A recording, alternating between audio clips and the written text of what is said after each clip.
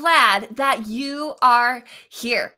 Tonight, we have got a lot of great things to talk about, but before we get to that, if you don't know me, my name is Miki Speer.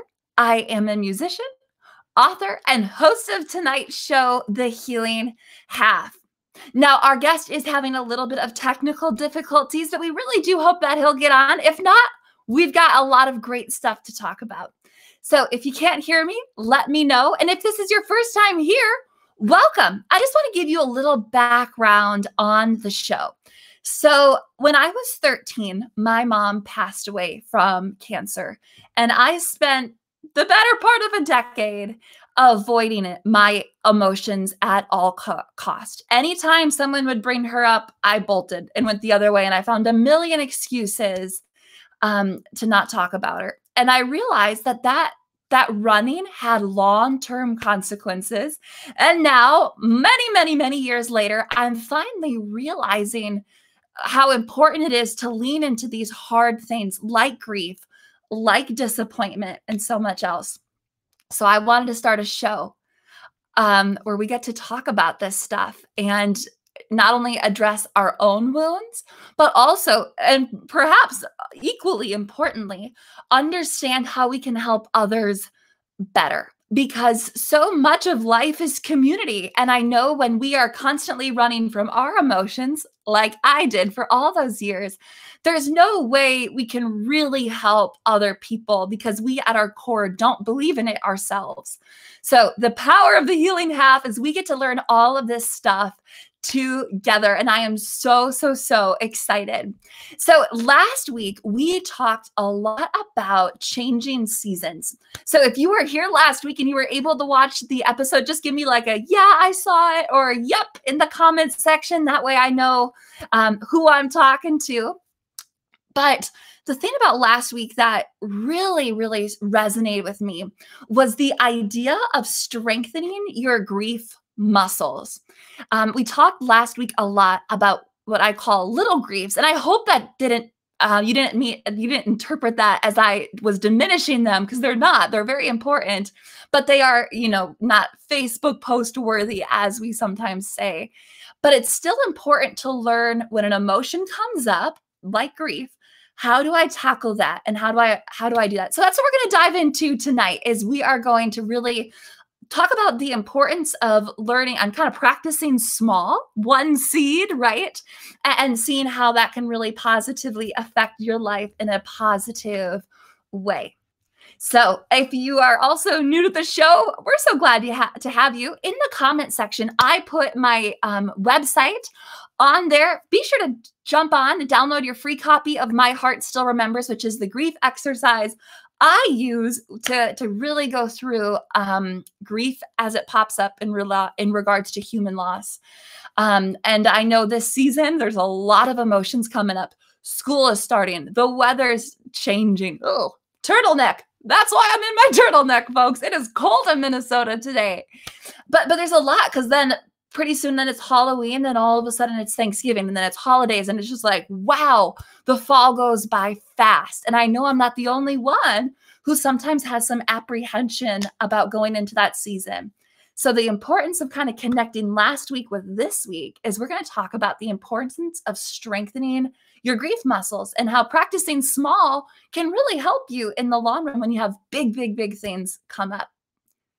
Another part of the show that we always do is I'm a musician, and I love to be able to share music with you guys. So I do have a new song to share with you. So that's really exciting. And then after the music, we do our dearly missed dedication. And then last but certainly not least, we end on our message. And it's a quick show. It's 30 minutes. It goes by fast. But if you like it, be sure to hit that like button and then comment if you have any thoughts or anything that jumps out at you. I love to know what sticks. So that way, when I come back and re-go through my lesson plans, I can bring that point back up. So if something really resonates with you, please let me know. And whether you're watching this live or as a replay, the last thing I'm going to say about this is I want to be able to send you the link directly to this live show or the replay show. It's the same link. It's super convenient. If that's easy for you. I have had, since I kind of started doing this, I've had over 50 people say, hey, send me the link ahead of time. So if I'm available that night, it just kind of pops up right beforehand and it's a really easy reminder. So since last week, my inbox has been flooded with a request for my Heart Still Remembers link, which I'll be sure to get you guys here in a second. And then secondly, with reminder text. So I just want to let you know, if I can help you in that way, remember Tuesday nights at 7:30 Central, please let me be able to do that. So our song tonight is called Dark Room. And I actually have kind of a funny story to tie in with this. So whether you knew it or not, I'm a huge dog person. If you are also a dog person, give me like a thumbs up or an amen in the comments, or what's your favorite kind of dog? Obviously, your favorite dog is your dog. That's how that goes. But I've got kind of a funny little dog thing. Coincidentally, all of my points were tied to dogs this week. So sometimes God just puts something on your heart and it doesn't make sense. And then all of a sudden it just clicks. That was today. So for those of you who don't know, I am in love with my little Aussie. His name is Cash. He loves his grandma, Tammy, who is watching. And today Cash was neutered. And he was like well over a year. So it was just me dragging my feet. And it was funny because last week we talked about little griefs, right? Well, I got the pleasure of putting that to practice today because I was really sad for a couple of reasons. One, I'll explain in a minute after the song. But one of the first reasons was in the back of my mind, I kind of always thought, what if we bred him? Like if we found a really nice poodle and they made some cute Aussie poo puppies. And like I just love this little dog so much that I was like, oh, he'd be like his genes are so good. And as silly as that sounds, the decision to, get neutered was a huge hurdle for me mentally to get over. Not only that, every time there's a surgery, there's an itty bitty small chance that something could go wrong. And so there's just a lot of emotions this morning going into him getting neutered. And when I was thinking about what song am I going to do tonight, I was thinking about our lesson last week about how it's important for me to lean into these emotions. So I did my journaling. I kind of processed it out. But then secondly, when it comes to grief, whether it's little grief or big grief, I don't know if those are the best terms to use, but we're just going to go because I know you know what I mean by that. I do not mean to diminish anyone's pain. When we talk about grief, I think a big thing that we all need to remember is it's human nature to want to find a bright side, right? We want to find a silver lining. And we want to say, oh, well, but, because we care about people or dogs in this case. And we want to make them happy and we want to take their pain away. And we want to do that so badly. And yet anybody who's watching this, as we've all lost people and dogs and pets of all kinds, that there really are no magic words. And so that's what the name of my song is. It's called Dark Room. And it's the song that I have. I'll be releasing it hopefully early winter of 2021 on Spotify. So if you haven't yet, just click that link. Be sure to follow me on Spotify. If you enjoy uplifting, encouraging songs, I've got a lot coming out your way. And this is one of them that I'm really excited about. It's called Dark Room. And I'm only going to play a snippet of it for you guys. But it was really something as my dog was kind of high off of drugs and miserable with his cone. And you could just tell I wanted so badly just to go back to this morning and say, you know what? Never mind. We don't need to get neutered. I don't know what I was thinking. Him marking every 5 seconds on a walk isn't that bad of a problem. I was all of a sudden filled with regret with his big puppy dog eyes, and he's bumping into anything he could bump into, he's bumping into. In addition to that, getting out of the car, he was so weak and sick, just so many things. And I just remember sitting down next to him and I was like, I literally can't do anything. I can't bring you back to this morning and restore some body parts. I can't take away the pain of the incision. I can't take away the drugs and all that stuff that's kind of messing with his mind right now. But I can sit with him. And it was so funny. And that's how God works, right? Amen. That he ties it all together. because that's exactly what this song is about. So without further ado, here is Dark Room.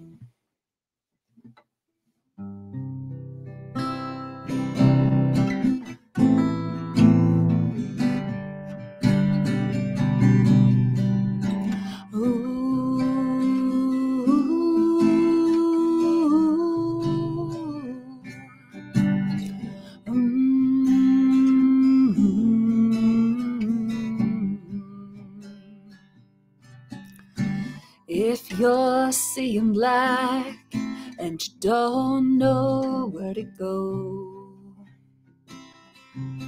and the pain is seeping slowly into your bones, there's not a whole lot I can do,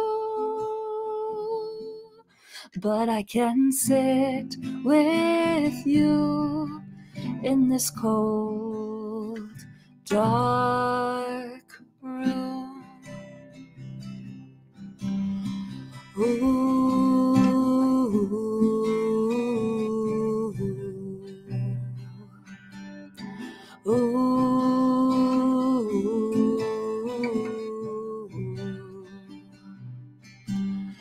I can't put together what life has blown apart, and I can't fill the hole burning in your heart.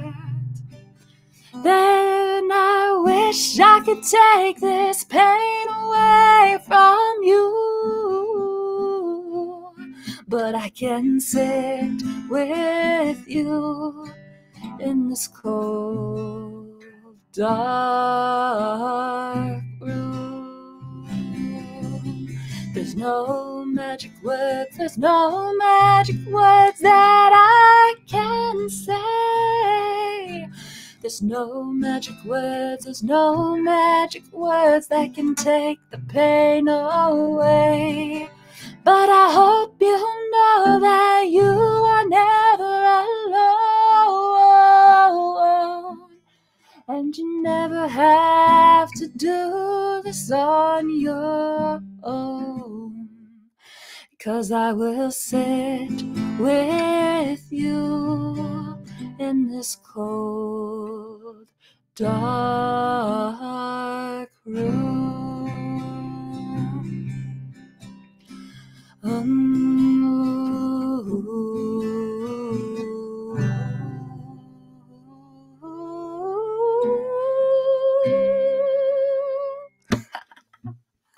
I appreciate that, you guys. Thank you so much. I hope it came through.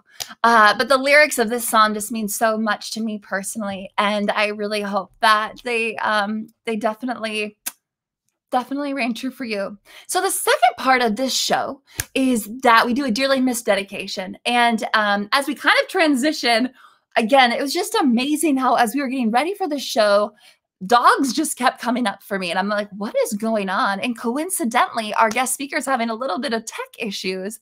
So I'm kind of last minute had to adjust my message for tonight, which is totally fine.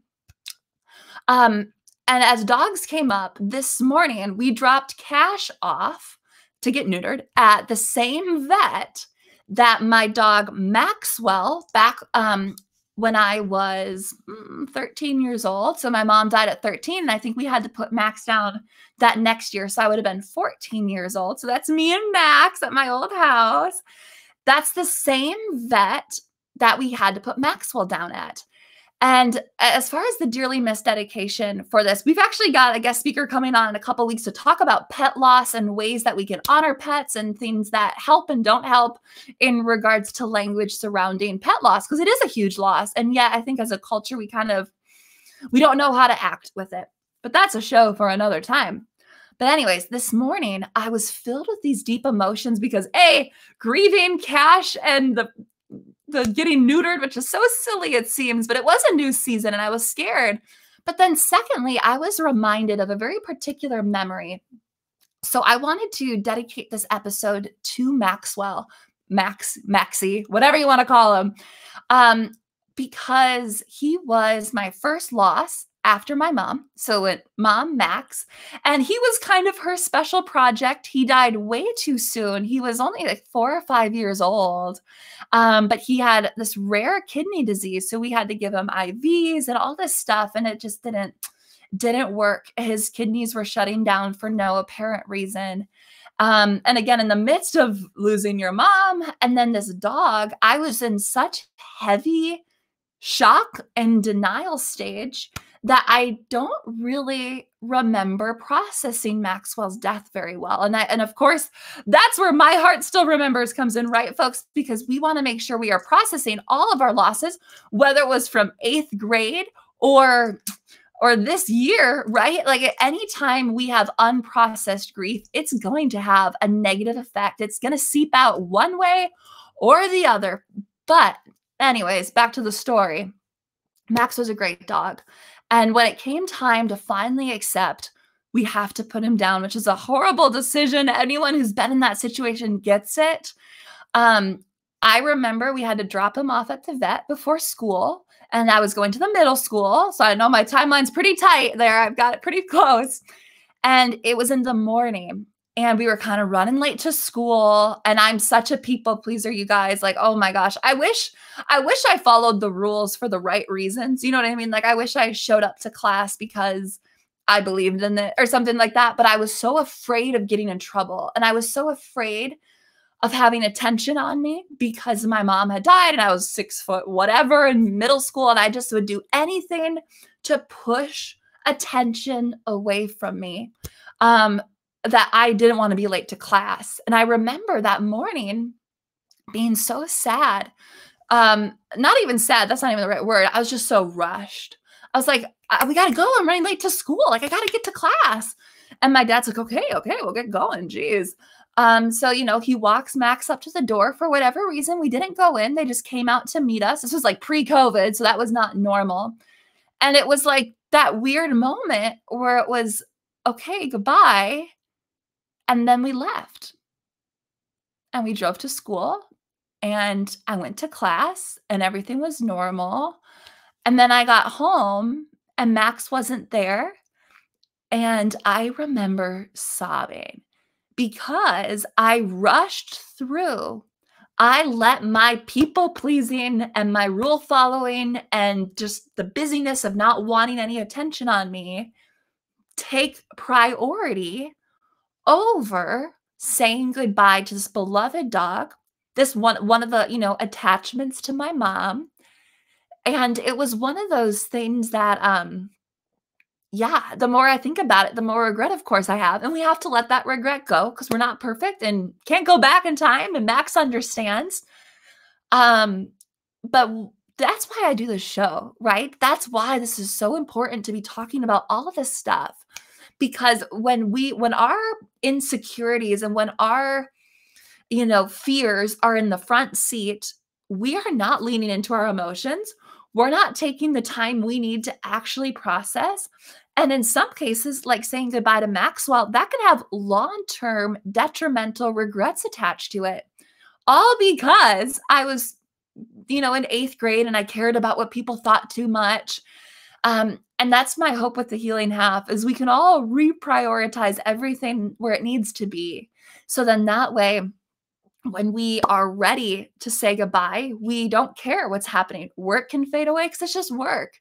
This obligation we have, they'll understand when a priority comes up, we need to be able to be present. And when our grief and muscles aren't very strong, and when our insecurities are in the front seat, it's almost impossible to do that.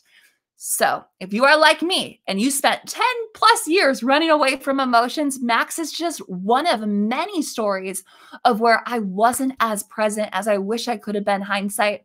This show is for you, you guys. This is what we're doing. We're doing it together because to learn how to be present, how to pause, how to reprioritize your emotions as a top priority, it's a lifelong skill, but we got to start talking about it because I fear as a culture, we are so wrapped up in being busy. We are so wrapped up in trying to have the nice house and look perfect and be beautiful and all that stuff that it's been around for forever, but I think social media definitely magnifies it. That when hard things happen, when tough emotions pop up, we aren't ready to process them.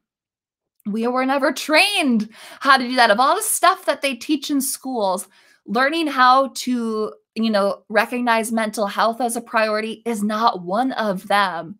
So as adults, we have to come together and talk about it, as well as encourage others to do the same. So to tie all of this together, last week we talked about the change of seasons. And oh my gosh, losing a dog is absolutely a massive loss and a new season for a family.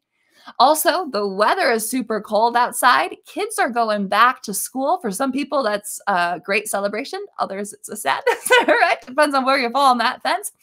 But the reason why we're talking about this is when we can practice small, when we can take itty bitty bites out of something and say, you know what? I recognize that I'm feeling something.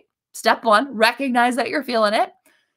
I am going to prioritize that, and I'm going to set time aside this week to journal. Other people, really process just by talking to somebody. I know one of our awesome speakers talked about the importance of verbally processing things. And one of the best things you can do to somebody who's grieving or going through a hard time is just to get them talking about it. The more they talk about it, the more they are working through their grief.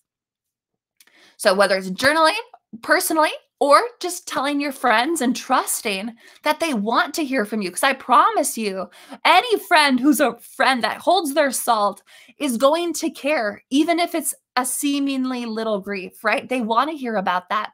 In fact, in the book that Brene Brown wrote called The Gifts of Imperfection, one of her points that really hit home for me was that when we are talking about letting our friends into our lives, we do this great thing in America, and I'm being sarcastic, where we only tell people about things kind of after they've came to fruition and after we have like the certificate of pass in our hand. Once we have that, then we'll tell people about it. Then we're pretty cool. We're saying, hey, look what I did. Look at all this stuff. But we're a lot less likely to tell somebody when we're excited about something. Heck, we're not even likely to tell ourselves that we're excited about something because we are so painfully afraid that the world's going to see us fail, that we're going to fail. So what we do instead is we diminish it. And this is all tying together, right? Every time we do a season change, it's so easy to diminish that and say, well, summer always goes away and who cares? Fall's great too. And when we diminish our own pain, whether it's mentally or we just don't either tell our friends or we poo-poo it or we say, yeah, but like if I don't get the job, it's not a big deal. When in reality, we really do care about that thing. We miss out on two things. One, we miss out on the opportunity for people to get excited with us and to fall with us. Because if you're not honest about what you are either excited about or applying for, there's a lot of things that you can be pumped about.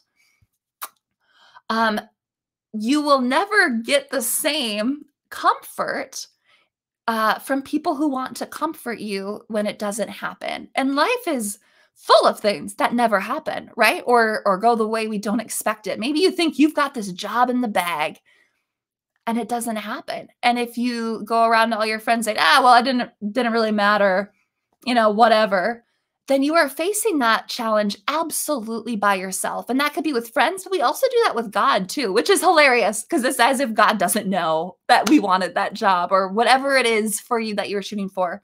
So when we don't allow our friends, God, whoever it is, to actually see our true emotions, which is, I really want this thing, or I really am feeling this deep emotion, we are cutting them off of the opportunity to actually comfort us. Because let's play that out. Let's say you say, I'm applying for this job. And they say, oh, cool. Are you excited about it? Yeah, if I get it, I get it. We're inside. You're like, yeah. It's like a dream come true. And then you don't get the job.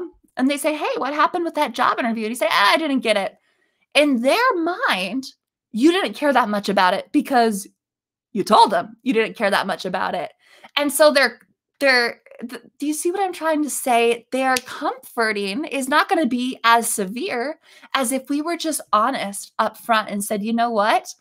I really want this job. I'm sick and tired of where I'm at, or whatever the thing is for you. And then when we find out that we didn't go our way, be honest, be humbled. It is so hard to be humble. One of the best books that I read with my sister Anna was It's Not Supposed to Be This Way. Both books, I will put links into the summary email. So be sure you're on that list so you can get the show notes, the replay, all the stuff. I'll make sure I link those books because those are two books you absolutely should read. But in it, she talks about in It's Not Supposed to Be This Way. She talks about how hard it is to be humble, but you can't really help somebody else if you are pretending to have it all together. That's just the biggest lie culture tells us is I will have friends and I will have success and I will have all these things if I just pretend I have it all together and I have all the answers, where in reality, people are actually repelled by that, right? Think of people in your life who you really, really appreciate. They're probably kind. They're probably honest. And if you are close, remember the target, right? We got our outer ring, middle ring, our 911 people in the middle. And if your 911 person isn't sharing like their true day with you, you're probably not going to keep that relationship going strong. So you're like, you're fake. You're not actually being real with me.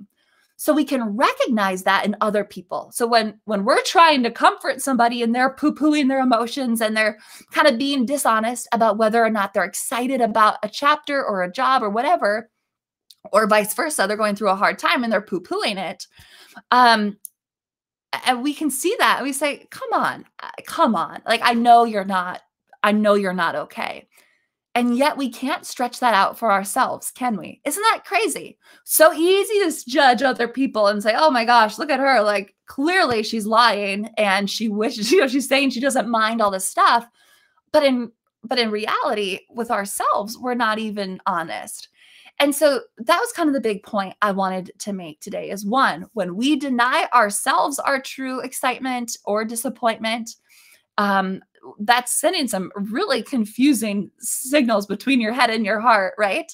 Where the brain wants something, the heart wants something, and then the other one just shuts it down. So it's important for you from a personal level to be able to like be honest with yourself and say, I want this, or I'm hurting from this, and actually process that emotion. But then the second part of being honest with where we're at is allowing people to come in or allowing God to comfort you. You don't think he knows you're struggling, right? That's the unfortunate thing with our culture. We are so busy. We care so much about what other people think that we convince ourselves that that's the truth. And that's just the absolute last thing we want. And again, tying it all together, that's what I did with my mom.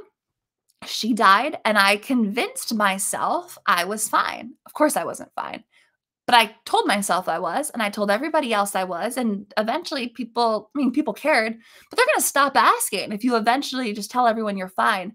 So I missed out on a lot of growth. I missed out saying goodbye to Maxwell because I was too selfish. Not even selfish. That's not the right word. I was too soaked up in the wrong things to even be present to say goodbye to my dog. How messed up is that, right? But that is just one of countless examples that I have in my own life. And I'm sure if we kind of looked at every person here, when we are not in alignment with what is true, with what is good, and we care too much about what other people think, that happens all day, every day. So I just kind of want to like stretch this out and say, what if as a Healing Half community or fans or whatever we want to call it, what if we all just committed to being honest and not worrying if people think we're a mess or we're unsuccessful or we're not good looking? And instead of prioritizing that garbage, we prioritized, of course, our relationship with God and making sure that that's absolutely in the center, as well as feeling what we're feeling honestly in the moment. What if we were so good at recognizing when we needed to pull away that we processed every little thing that happened to us, we learned from it, We're able to relate to other people better because of it. And then as life throws bigger curveballs, that muscle is already strengthened. So we immediately know the formula. Getting hit by a train is going to hurt whether or not you know the formula, whether or not you saw it coming, or you just happen to walk onto the track. No matter what, a hard curveball is going to hurt. But just like any muscle, when we strengthen our grief muscle and we strengthen the formula that is just embedded, hopefully, eventually in our heads of, okay, I'm feeling, what do I have to do? I have to lean in. I have to process. I have to tell people I care about it. And we just start going down the line. We're going to have a better recovery from being hit by the train than if we didn't. And that's what I'm learning in this journey. And I'm so happy to be able to share that with you guys. I hope the next time someone in my life gets neutered, like Cash did this morning, I do what I did this morning, which is I processed it. I took out my phone notes and I just wrote down, why am I sad? Why is him getting his testicles chopped off a problem for me? Well, I was hoping for puppies and blah, blah, blah, blah, blah, blah, and not attaching shame to those things, right? Detach shame and just say, I am sad. I'm not going to dissect this. I'm just going to get it all on the paper. And I tell you what, you guys, I am learning so much from our amazing guests. I hope you are too, because I'm starting to recognize in my own life, we talked about triggers, we've talked about fear, we've talked about grief on the show, so many great things, all of which are cornering on the principle of feeling and identifying emotions as they come up. And in theory, setting aside time each week to process it. This is a lifelong art, right?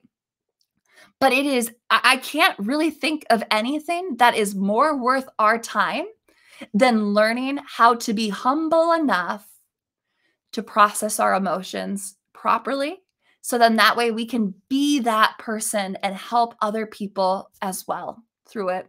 So for everybody here, wish Cashy a good couple 2 weeks. He's struggling a little bit, but just like my son said, I can't fix it. I cannot take away all the effects of it, but I can be there for him. And I know in the next couple weeks, we've got a couple speakers talking about platitudes and what helps to say versus what doesn't help to say. And I know I am so pumped to really learn more.